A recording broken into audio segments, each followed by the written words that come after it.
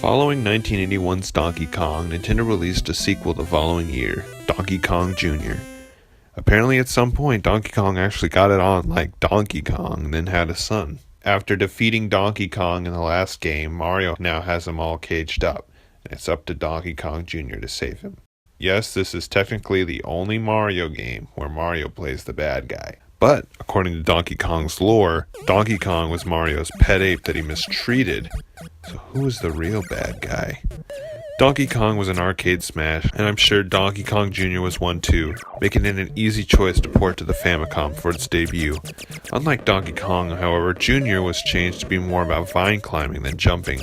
Jumping is involved, but not a whole bunch. Some may see this change as a detriment, but honestly, Donkey Kong Jr. is still fun to play, and limitations weren't too bad on this one, as all 4 levels are here. The first one's pretty simple and a good tutorial. The second gets a bit tricky with this spring pad in the beginning that may launch you to your death. If you're lucky, you can get on top of the moving platform easily so you can dodge the birds who are either shitting on you or laying one of their eggs on you. Either way, that's just plain gross. Semi-last is this one involving electricity, and finally the last stage is where Mario is nice enough to set Donkey Kong's locks all nice and open for you to insert the keys to free him. And much like Donkey Kong, the game repeats endlessly. Like Mario, Jr. can't fall from too high or else he'll die. You can also hit fruit to gain extra points and even more points if you kill an enemy.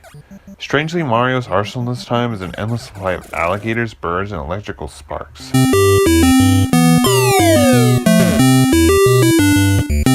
Compared to the arcade version, well, obvious changes are obvious. Screen change, less enemies on screen, which makes level 4 much more easier.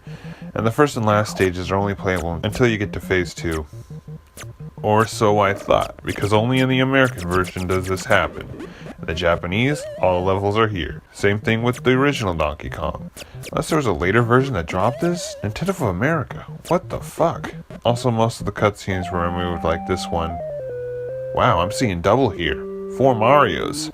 This one where Donkey Kong Jr. is Mary Poppins, and this final one where Jr. saves his father, as DK and Mario fall from the sky. Jr. walks off with Mario in pursuit, only to be kicked by Donkey Kong. In the NES version, however, Mario just dies. So much for Family Computer. Donkey Kong Arcade is clearly better than its port, but what about Donkey Kong Jr.? Honestly, the D-pad of an NES feels a lot better than a joystick, and I had a lot less problems with control. I have to say the NES port wins this round, despite missing some fun cutscenes. Later in America, Nintendo would slap both of these ROMs into one cartridge, giving us Donkey Kong Classic. 2 great arcade games in one nice package.